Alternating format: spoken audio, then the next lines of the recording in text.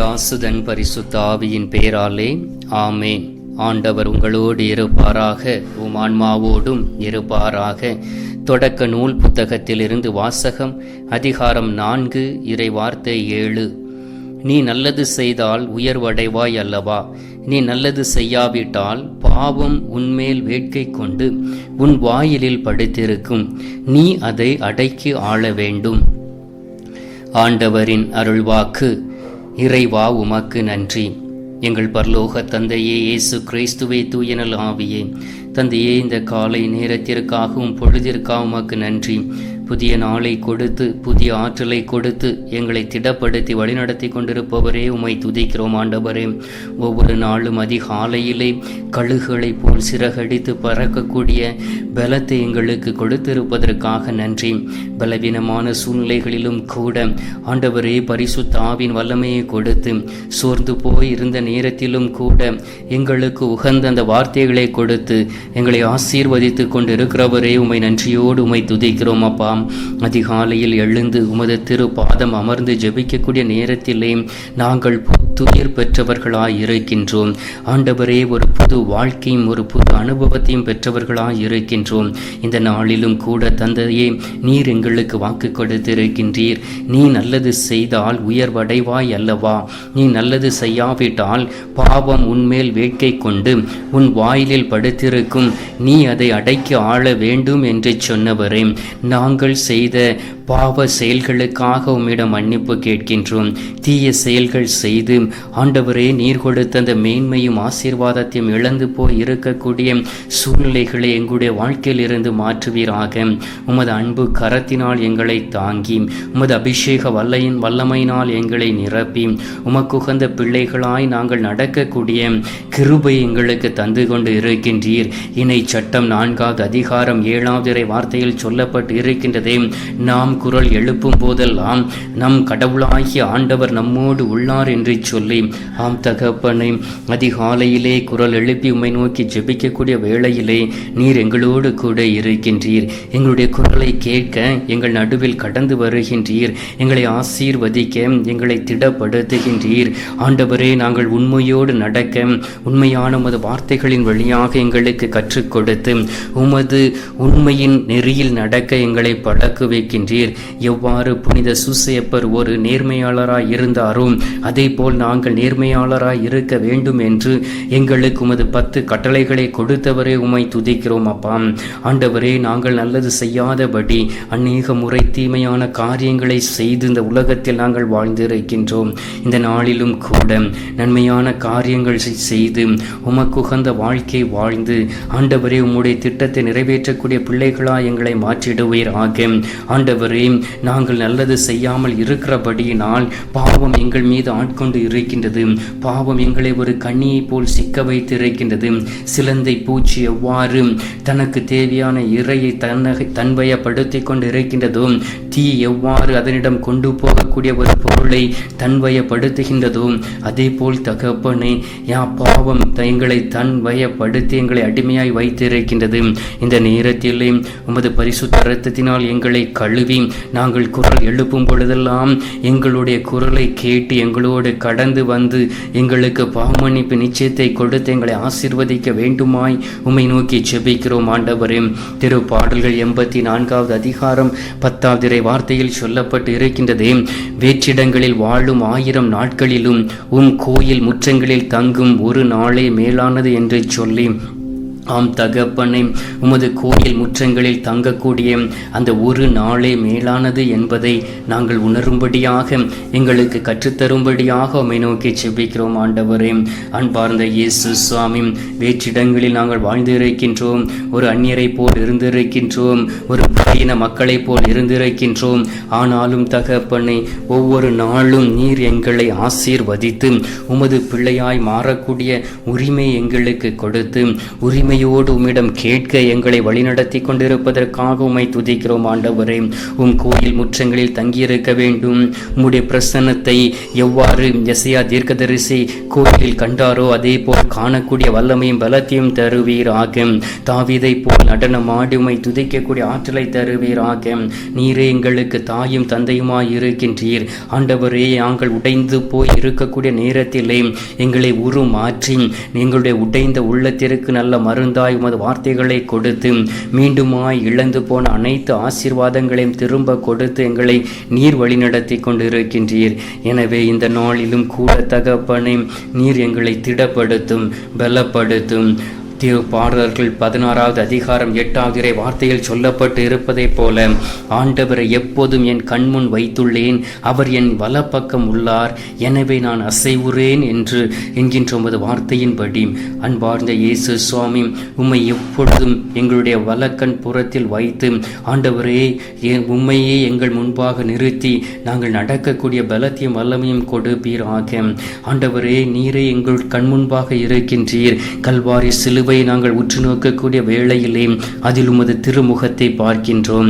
ஆண்டவரே, இரத்த காயத்தினால் இருக்கக்கூடிய அந்த காயங்களை பார்க்கின்றோம்.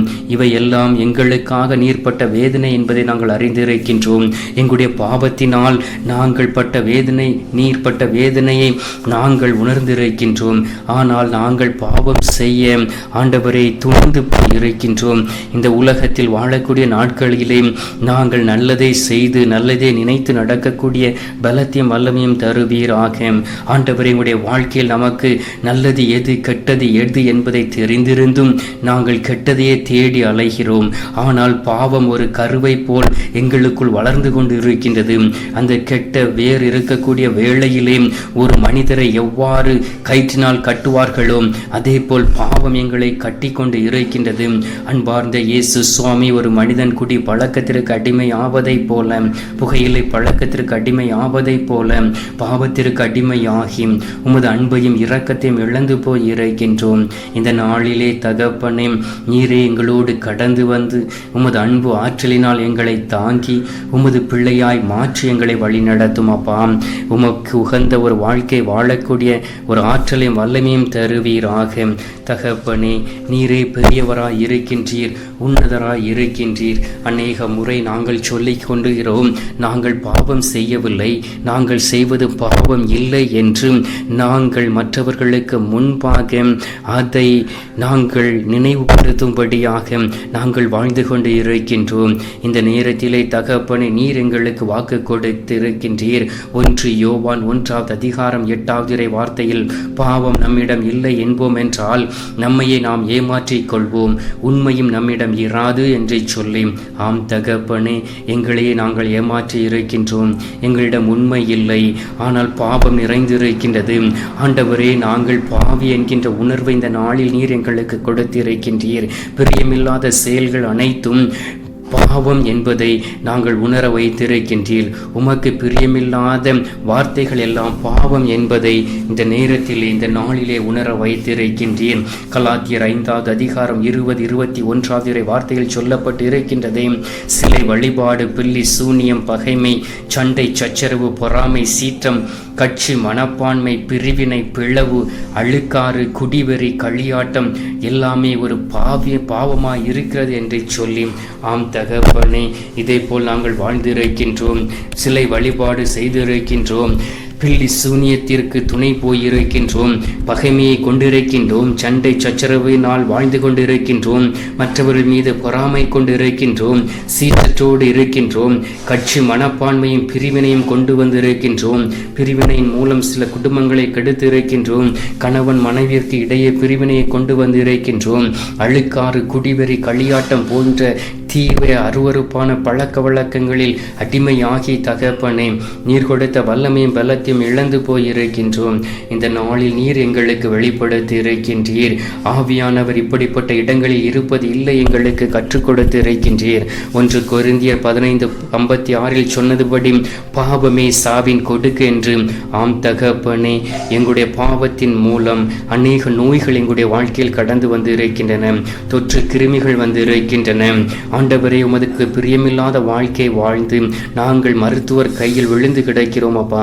இந்த நேரத்திலும் கூட உமது திட்டத்தை நிறைவேற்ற உமக்கு பிரியமுள்ள வாழ்க்கை வாழக்கூடிய ஒரு பலத்தையும் வல்லமையும் எங்களுக்கு தர வேண்டுமாய் உம்மை நோக்கி ஜெபிக்கிறோம் சுவாமி. தகப்பனே, யார் யாரெல்லாம் இந்த கத்தோலிக்க காணொளியின் வழியாக ஜெபிக்க வேண்டும் என்கின்ற விண்ணப்பத்தை கொடுத்திருக்கிறார்களோ என்னிடம், அவர்களுடைய விண்ணப்பங்கள் எல்லாவற்றையும் இதோ மது பாதம் வைத்து ஜெபிக்கிறேன் சுவாமி. அவர்களுடைய தேவைகளை நிறைவு செய்வீராக. முதலில் அவர்களுடைய பாவ பழக்க வழக்கங்களிலிருந்து வெளியிலே வர ஆண்டவரே, அவர்களுக்கு நல்ல ஞானத்தையும் அறிவாற்றலையும் கொடுத்து உமது பரிசுத்த இரத்தத்தினால் தூய்மையடைய செய்ய வேண்டுமாய் ஜெபிக்கிறேன் சுவாமி. உமக்கு எதிராய் செய்த பாவ செயல்கள் போதும் அப்பா. ஆத்மாவை கெடுத்து வாழ்ந்த நாட்கள் போதும் ஆண்டவரே. அவர்கள் ஒவ்வொரு நாளும் உம்மையே நினைத்திருக்கக்கூடிய பலத்தையும் வல்லமையும் கொடுப்பீராக. தாழ்ச்சியோடு அவர்கள் செய்த பாவத்தை அறிக்கையிட்டு வாழக்கூடிய பலத்தை கொடுப்பீராக. அவர்களுடைய தேவைகளை நீர் நிறைவு செய்ய வேண்டுமாய் உம்மை நோக்கி நாங்கள் ஜெபிக்கிறோம் சுவாமி. தந்தையே, இந்த அதிகாலையிலே எங்களை தட்டி எழுப்பி உமது கிருபையினாலும் இரக்கத்தினாலும் எங்களை தாங்கி உமக்கு உகந்த வாழ்க்கை வாழ எங்களை திடப்படுத்தி இருப்பதற்காக உமக்கு ஸ்தோத்திரம். எங்களுடைய ஜபங்களை கேட்டு பதில் தந்திருப்பதற்காக உமக்கு ஸ்தோத்திரம், ஸ்தோத்திரம், ஸ்தோத்திரம். மீட்பெரும் இரட்சகருமான இயேசுவின் திருக்கரத்தில் ஒப்பு கொடுத்து எங்கள் தாய் கன்னிமரியாள் வழியாக ஜெபிக்கின்றோம். எங்கள் நல்ல தந்தையே, ஆமேன். பரலோகத்தில் இருக்கிற எங்கள் பிதாவே, உம்முடைய நாமம் அர்ச்சிக்கப்படுவதாக. உம்முடைய ராஜ்யம் வருக. உம்முடைய சித்தம் பரலோகத்தில் செய்யப்படுவது போல பூலோகத்திலும் செய்யப்படுவதாக. எங்கள் அனுதின உணவை எங்களுக்கு என்று அளித்தருளும். எங்களுக்கு தீமை செய்கிறவர்களை நாங்கள் பொறுப்பது போல எங்கள் பாவங்களை பொறுத்தருளும். எங்களை சோதனையில் விழவிடாதையும் தீமையிலிருந்து எங்களை ரட்சித்தருளும். ஆமேன். அம்மா தாயே, ஆரோக்கிய மாதாவே, வேளாங்கண்ணி அன்னையே, அமுலோற்பு அன்னையே, உமது பிள்ளைகளாகிய நாங்கள் உம்மை தேடி வந்திருக்கிறோம். அம்மா, நீர் எங்களை கைவிட்டு விடாதபடி எங்களுக்காக பரிந்து பேசி ஒவ்வொரு நாளும் ஜெபத்தில் விழிப்புறவர்களாய் இருந்து உமது மகன் வைத்திருக்கக்கூடிய விடுதலை பெறக்கூடிய பலத்தையும் வல்லமையும் தரும்படியாக ஜெபிக்கின்றோம். அருள் நிறைந்த மரியே வாழ்க, கர்த்தர் உடனே பெண்களுக்குள் ஆசீர்வதிக்கப்பட்டவள் நீரே.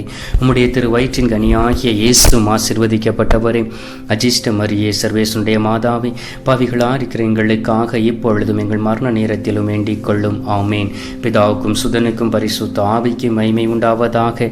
ஆதியில் இருந்தது போல இப்பொழுதும் எப்பொழுதும் என்றென்றும் இருப்பதாக. ஆமேன்.